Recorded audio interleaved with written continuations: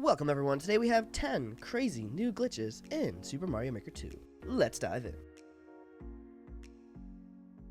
We're going to play around with a teleporting wiggler. In order to do this, we have to make a broken track. So you draw that track like that, throw a claw down, hammer bro, make him big, start, stop, and undo a few times. Then you can delete that. Now we can put a curved track on top of it. Like this. So now we have our teleportation device. With a big wiggler, this makes crazy things happen. When the wiggler goes to this broken track, it's then going to teleport to the bottom left of the screen, which can have some undesired effects for players. So if we wait a little bit, the body actually makes you take damage, which could create some really cool trolley effects in levels. Using the same exact logic, we can have Mario die randomly without much warning. Why did he die? Same idea. Wiggler on a broken track, teleporting to the bottom left of the screen. You just can't see it this time because it moves super fast.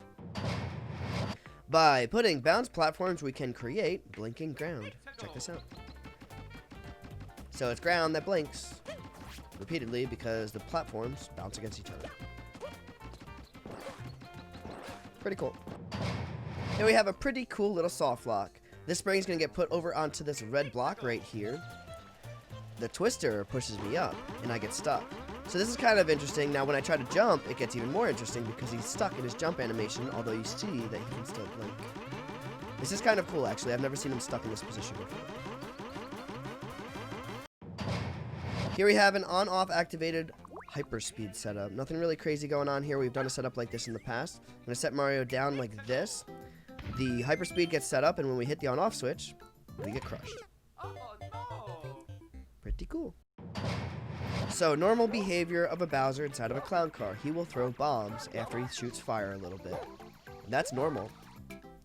If we place a bomb down and add that as a clear condition, he will not throw bombs anymore.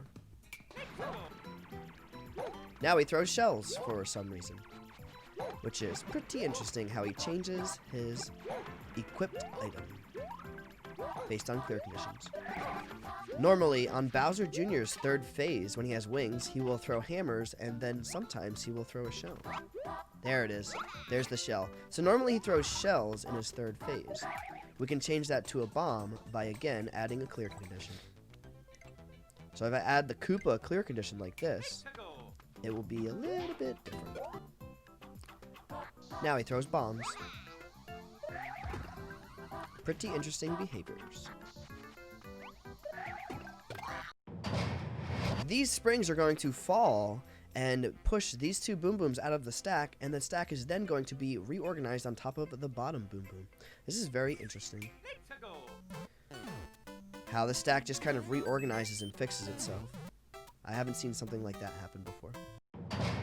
This Buzzy Beetle is going to fall, hit the note block, and get stuck in that little gap right there where the note block doesn't hit anymore. If I hit that note block, it's going to push him right through the wall, which is interesting. Using this twister, we can create some interesting effects with the Skipsqueak. It's going to lift him up a little bit, and he looks like he's sliding or something like that. Puts him in a really cool little position. Looks like he's having fun. Tappy, tappy, tappy, tappy, tappy, tappy. This Spiny is going to fall and bounce on these note blocks, and hopefully it will clip through this conveyor belt. It's not that consistent, though. Sometimes it just goes into the wall. But sometimes it clips right through.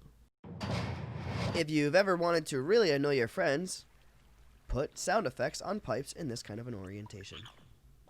This is proximity based. It's running along the bottom a little bit. Get them all out of sync. How fun.